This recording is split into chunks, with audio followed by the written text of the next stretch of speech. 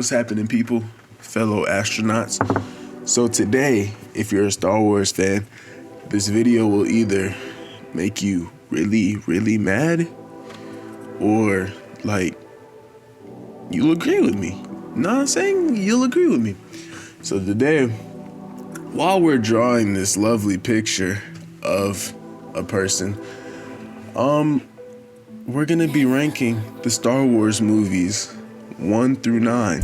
And I just feel like this video is important to mankind. Everybody needs to see this because it's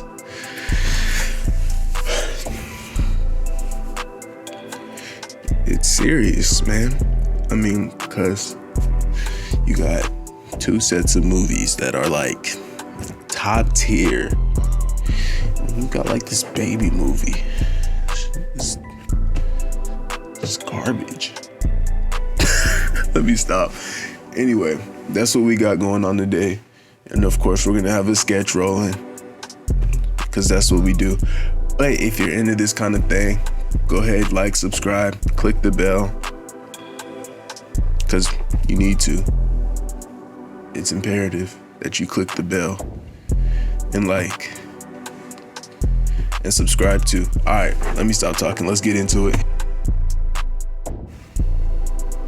All right. So this is a discussion that needs to be had, you know? So we'll just get right into it. So, all right.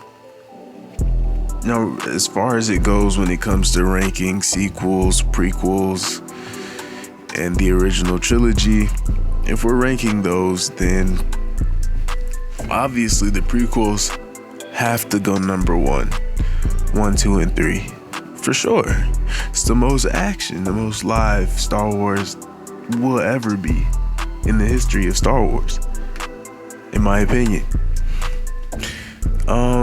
Second will probably have to be the original trilogy, just because it's a little bit older. I'm pretty sure if they remastered it, it'd probably be number 1 easily, because it's just the story, how everything's going, you know, all that.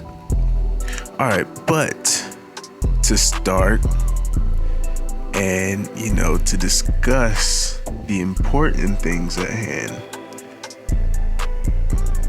as far as ranking the movies, we're gonna start at the worst and get to the best. So to start at the worst, we got number 9. So we're just gonna start with The Last Jedi.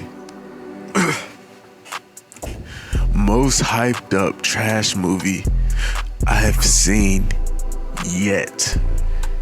It was like it just blew my mind how terrible it was. I mean, yeah, in the theater, you're like, oh snap, yeah, that's cool. But then when you go back and you really watch it, and you're just sitting there like by yourself or with your family, it's like a little movie night, and you realize like what you're watching, bro, it's garbage. It did nothing for the trilogy. The middle movie is supposed to be the most important, and it did nothing except for have a floaty Leia in space. That was probably the most lit thing there. And little stupid porgs, disgusting, absolutely garbage. All right, moving on, we have episode 9. No, I take that back. We got episode 4, just because it was the slowest of the bunch. You know, the original one, still a good movie, don't get me wrong, but it's a little slow. I always fall asleep when I'm watching it. And yeah, I still love the movie though. It's a good sleepy time movie.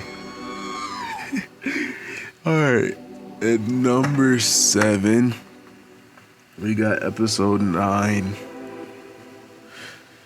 Just because it wasn't set up well from episode 8. It wasn't a good setup. You had to go back and fix stuff. You shouldn't have to go back and fix stuff. And it did nothing. It didn't help anything whatsoever. And honestly, it's just one of those things. All right, so next on the list will probably have to be episode 7. Yeah, great movie. Beautiful way to start a trilogy, a new trilogy. But it bit a lot off of all that was an updated A New Hope. Beautiful concept though. I love that movie. I remember when it came out, I bootlegged it like the moment I got home just to watch it again. I loved it. But it is still not on the God tier that the other movies are on. So next on the list, we would probably have to have Attack of the Clones. Great movie as well, but I couldn't put it above the other ones. Attack of the Clones, I love the way the action scenes, the story behind it, the conflict between Anakin and the dark side and this and that. It's just a constant war within himself. I love that whole concept, and the fact that they were always on the move. They weren't always stationary. That's what I like the most, is that they were always on the move, always something to do. There was a lot going on. Next on the list would be episode 1 of Phantom Menace. I love that movie too. I could watch it all day if I really had to. I wouldn't really mind watching it. It's a great movie. You really get to see your first light of Darth Maul and his everything in the double lightsaber. Pretty lit, pretty doggone freaking lit. And it's beautiful. Just see everything. Get to see Sheev for the first time. Him and his manipulating ways. Speaking of manipulating ways, rip the Fives and Echo and all the fallen troops. You will be missed. Anyway, yeah. Episode 1, it did a lot. It set the stage. It really did set the stage for the whole Star Wars experience. If you're watching from 1 to 9, it really did set the stage. It threw you a nice little alley-oop. And yeah. Next on the list would probably be episode 6. Yeah, that sounds about right. Episode 6. Yeah, I loved it too. It's it's a goated movie. If you've never seen a Star Wars movie and you go straight to episode 6, it's a beautiful movie. You're gonna be caught up to speed in that movie. You'll understand what's going on, and the conflict that Luke has with himself and turning to the dark side. It's beautiful to see it. And you get to see Vader's face at the end, and then you get to see Anakin's Force, stuff at the end.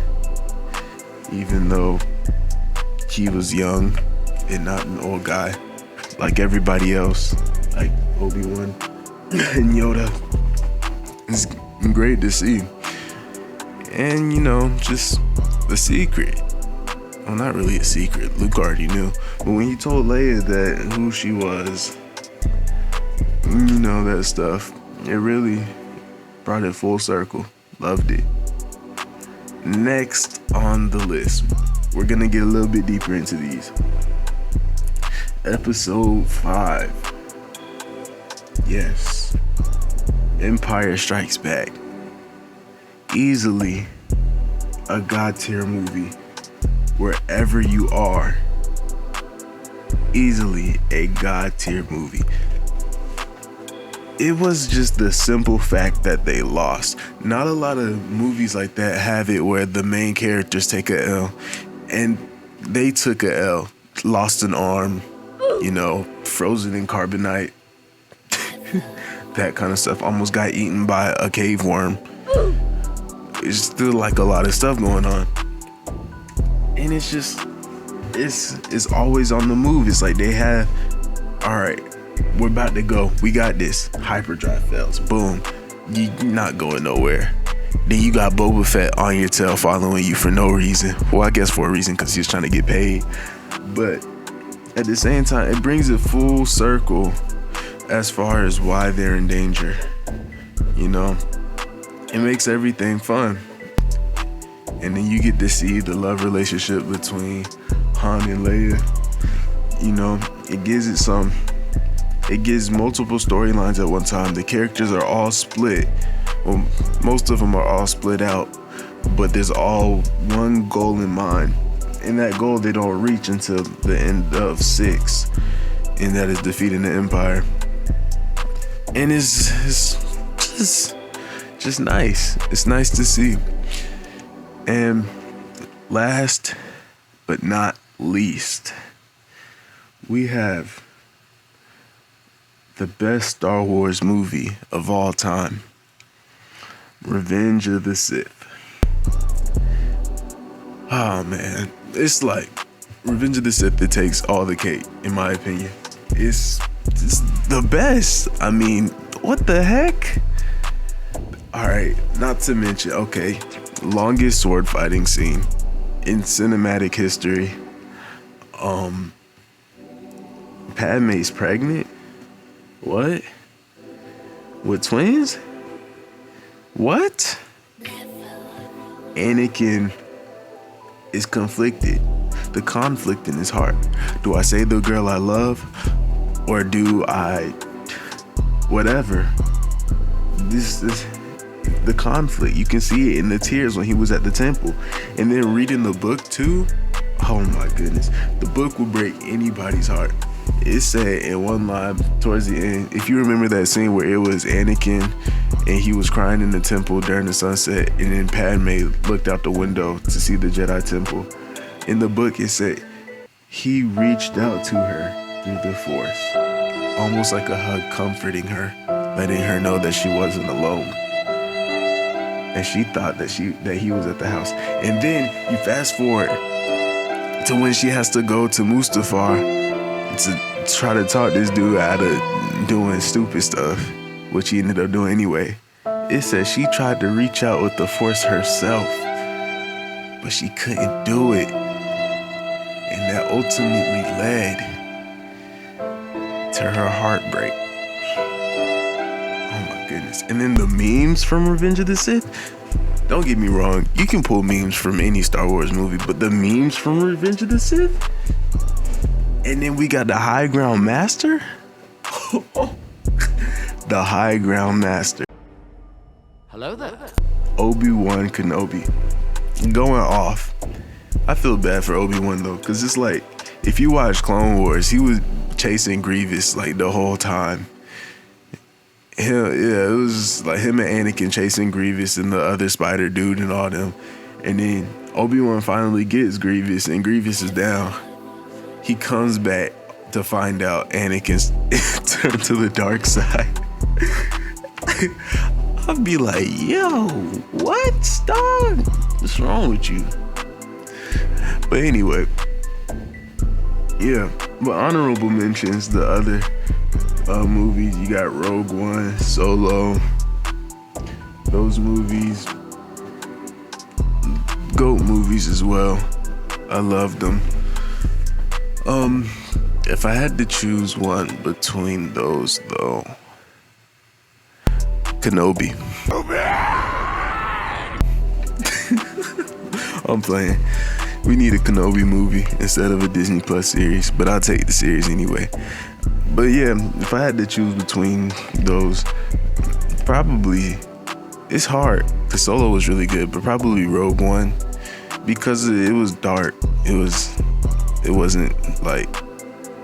was not like sunflowers and bunnies jumping around, rolling in the grass at all. It was dark. But yeah, that's it for me ranking the movies. Let me know what you think. If I messed up anywhere. See ya. Alright people, if you like the video, go ahead and like it. If you're new here, go ahead and subscribe. It should be right there. Just go do that. It'll help out a lot. But yeah, let me know, because that's how I really feel about it. I mean, you got a couple goats and you got a couple so-sos, you feel me? Alright, well that's it for today. Take off.